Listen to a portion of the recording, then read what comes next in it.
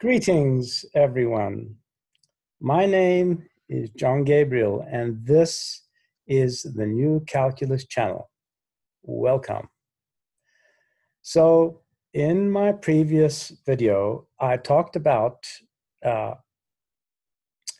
misconceptions and the lack of rigor in mainstream calculus. And I gave you many examples. But now, excuse me, in this, it's terrible to have bronchiectasis. Okay, in this video, I am going to talk about the mean value theorem because there is a chapter on the mean value theorem in my ebook, my free ebook, which is available for free. Yes, that's right, for free in the download section in the detail section of this video. So, what was I going to talk about? Oh, that's right, the mean value theorem. Now, let's begin. Right. In past chapters, we talked about all these things from 1 to 8, a brief history of most relevant events, what it means for a concept to be well-defined, blah, blah, blah, all the way till the lack of rigor in mainstream calculus and its flaws. So what we're going to focus on today is the mean value theorem. Now, remember, I have produced many videos about the mean value theorem, many excellent videos, and you can look at those. And I've already discussed it in previous chapters. So, for example, I gave you a whole chapter on the importance of the arithmetic mean and exactly what it means. Excuse the pun. So, let's look at what is the mean value theorem now, okay? Right, so the mean value theorem. Now, normally, in all the worthless thousands of crappy calculus textbooks that you found, you'll normally see something like this. And this here is entirely non-remarkable, okay? It's entirely non-remarkable because even if this curve here wasn't smooth, it could be jagged like this, there would still be a C, with the only exception that, well, there could be a line, but it wouldn't necessarily be a tangent. So what this here already assumes is that this particular curve is continuous and smooth, which means that it has to have a derivative at every point, you see? So it's kind of circular when you look at mainstream definitions and theorems, because they've never really understood calculus. And the importance of the mean value theorem is not that there is a C, but that there is an ordinate or a y ordinate or length of a y ordinate, this whole line here, that is the arithmetic mean of all the infinitely many ordinates in this area, okay? It is the arithmetic mean. In other words, if you would be able to add all these ordinates up and divide them by the total number, which is infinite, you can't do that, obviously, because infinity is not a number. And of course, that process is impossible to do. Then you would see that that particular ordinate is the arithmetic mean. Okay, so the arithmetic mean is the most important thing in calculus, because without it, you can't calculate this area underneath the curve. All we have to do to find this area is just take the length of that line and multiply it by b minus a, and we have the area. Okay, so the fundamental theorem of calculus is derived in one step from the mean value theorem. So I was the first to prove, first of all, I was the first to understand this theorem more deeply than any other dimwit that came before me. And I was the first also to prove it in a systematic way. Now, to prove it using your bogus calculus, I had to produce an extra concept so that the proof would be easy to follow. And that concept is the positional derivative. So just let's look at some preliminaries. A function is continuous over a given interval if there are no disjoint paths in that interval or if it is defined everywhere in that interval. Okay, that means there is a flag along the path, the flag meaning a certain point, everywhere in that particular interval. So a path is a distance between 2 points which can be systematically described. Remember when I talked about no axioms and postulates in a previous video? That's right. I defined everything here from scratch. So you don't have to take anything I say on faith or belief. A tangent line is a finite straight line such that it meets a curve in only one point, extends to both sides of the point, and crosses the curve nowhere. Did you get this last part, you bloody morons? Okay, it never crosses the curve, ever. That is the chief property of a tangent line, that it never crosses the curve. And don't tell me, oh, Mr. Gabriel, we've defined it this way in the mainstream calculus using the derivative. No, you idiotic moron. The derivative is derived from the tangent line, from the original definition which Archimedes, Newton, and all the old mathematicians used, you idiots. So, okay, the last one is a function is smooth over a given interval if it is continuous over that interval. And only one tangent line is possible at any point in the interval. Of course, inflection points are excluded because no tangent line is possible at points of inflection. Only half tangent lines, and there is no such thing as a half tangent line, okay? Since real numbers do not exist because there is no valid construction of the same, you're required to think in terms of length magnitudes, whose measure may or may not be possible. In any case, it doesn't matter that it's possible or not, as you shall see shortly.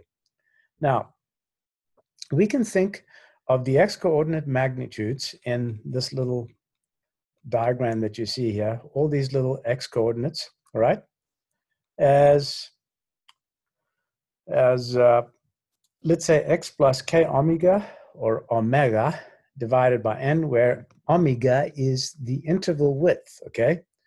K is a rational number denoting the index of the y-ordinate, and n the number of equal subdivisions or partitions. Hence, the y-coordinates are then given by f of this expression here, right? But you may say, not all the ordinates are addressed this way. Well, you will see that this does not matter as we demonstrate the proof, which involves a reducible or telescoping sum. Okay, so I redefine the derivative as follows, as what you see here, okay? So strictly speaking, the denominator here can never be 0 because n approaches infinity. Well, it doesn't approach infinity, and it becomes indefinitely big, and so this becomes indefinitely small, but it never becomes 0. And this formula here is almost identical to your bogus mainstream derivative, which is defined using h is equal, defined by taking h approaches 0, okay? So omega is the interval width between x and x plus omega, and omega over n is the width of each equal partition. This isn't much different from your mainstream definition, and all you're doing is really inverting the limit sense. That is, you let h equal to omega over n, so that as n becomes indefinitely large, it follows that h becomes indefinitely small, okay?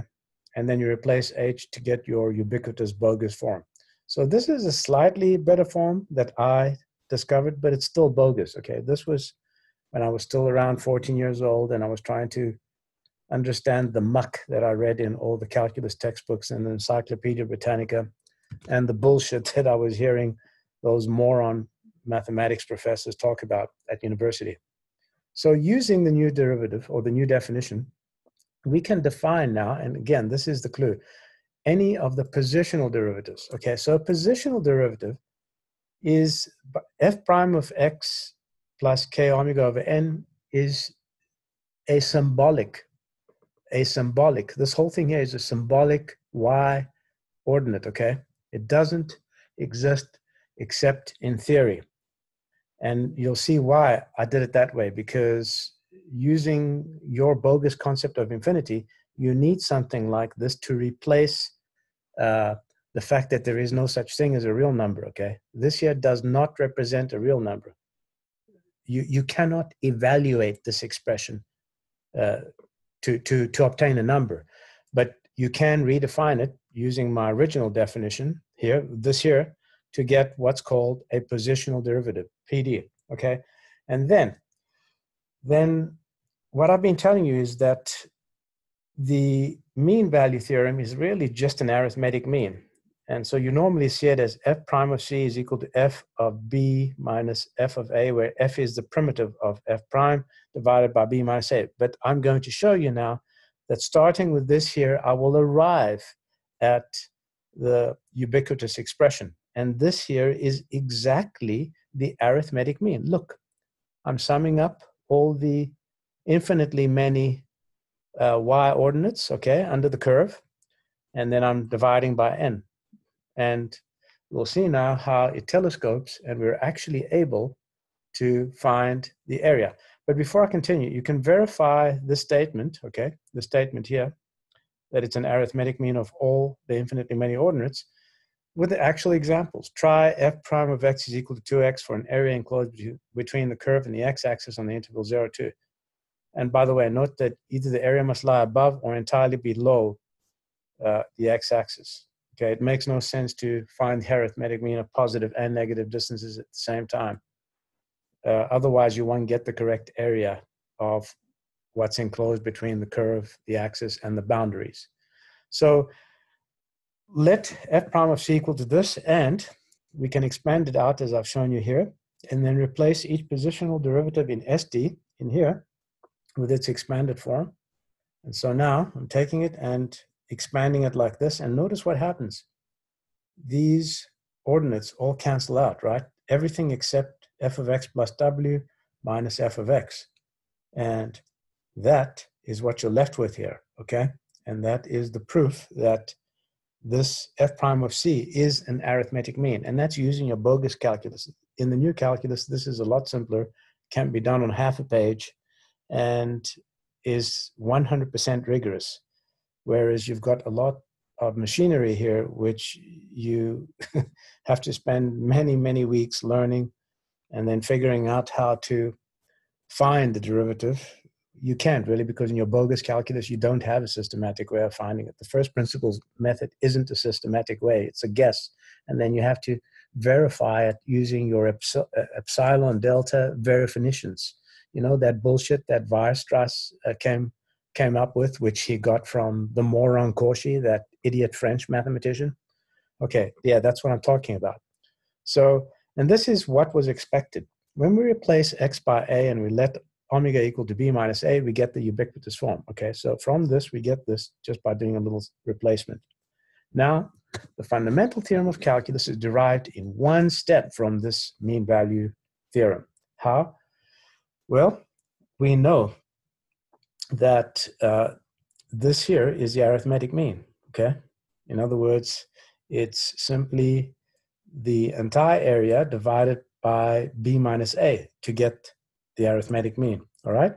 And since the area is well defined by me, John Gabriel, the great John Gabriel, as a product of two arithmetic means, we have the area is equal to the arithmetic mean times the interval width, which is also an arithmetic mean, as I've showed you in previous episodes or lectures. So this is why we call the process of finding areas through definite integration quadrature. It comes from quadrilateral, okay? We essentially normalize a irregular area so that it is a quadrilateral, and then we can simply take the product of two arithmetic means, and we have area. And to get volume, what do? Think about it. We take the product of how many means? Three arithmetic means, right?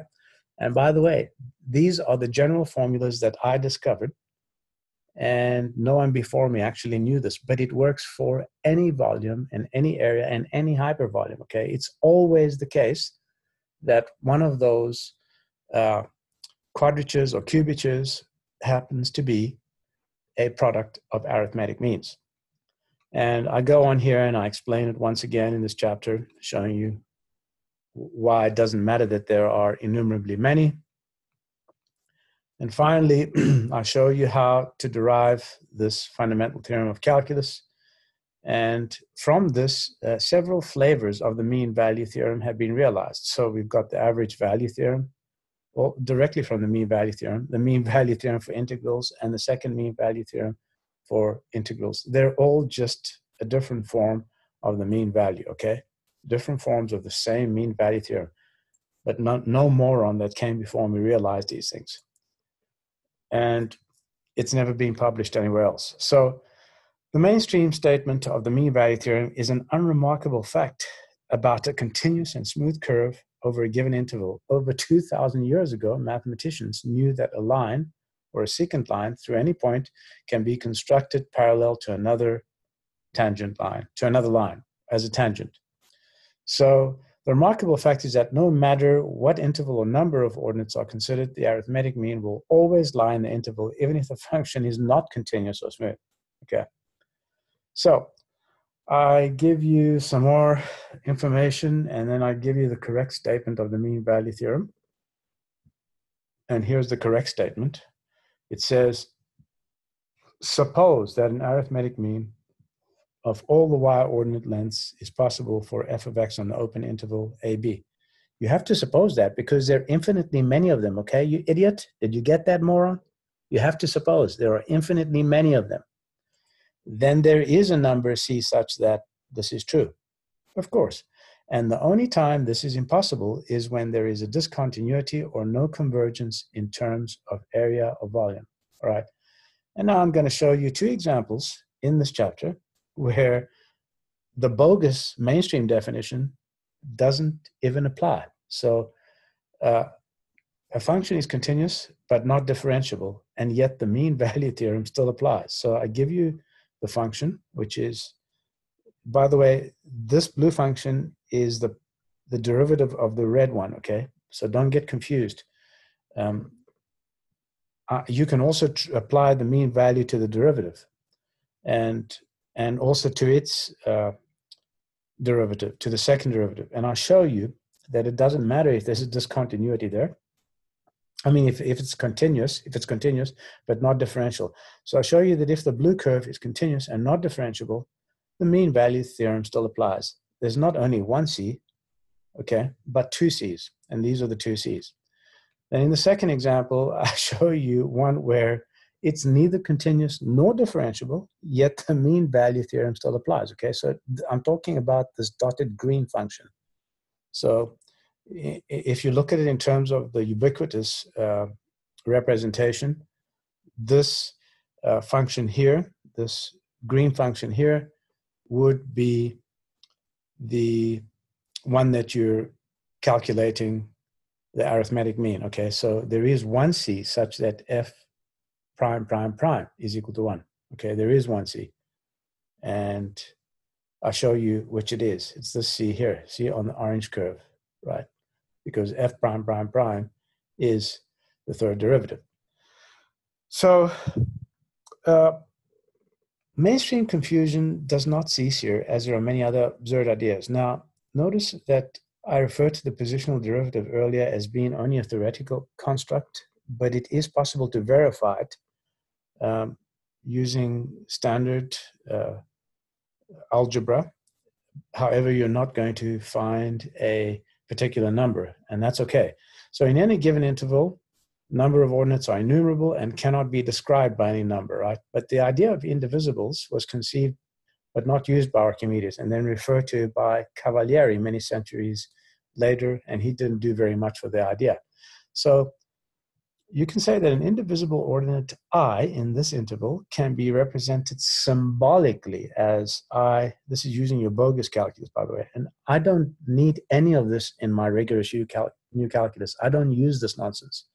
There is no infinity, no limits, none of this BS that you find in mainstream calculus.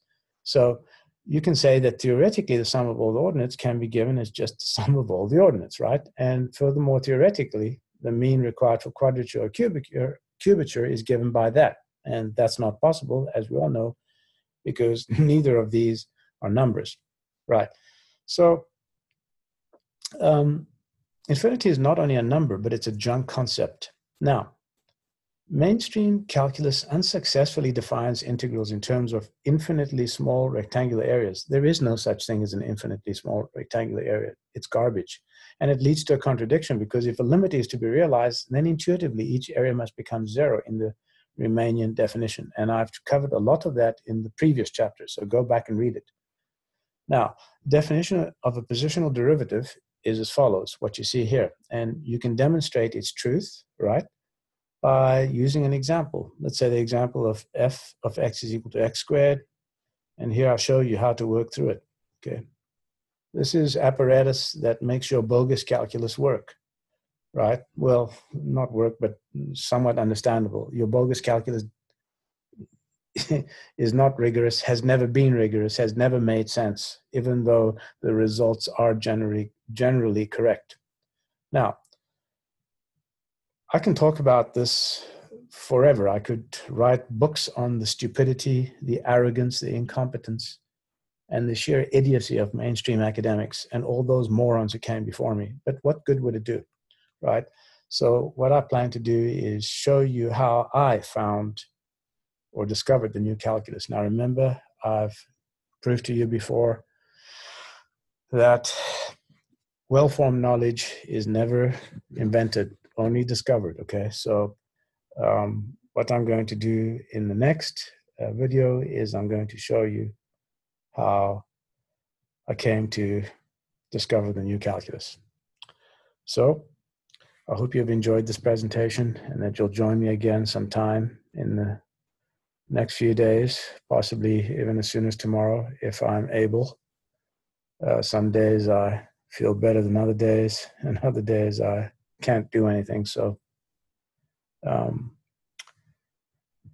my name is John Gabriel, the great John Gabriel, the discoverer of the first and only rigorous formulation of calculus in human history. More advanced alien civilizations may already know of it. They probably do. Till next time, goodbye.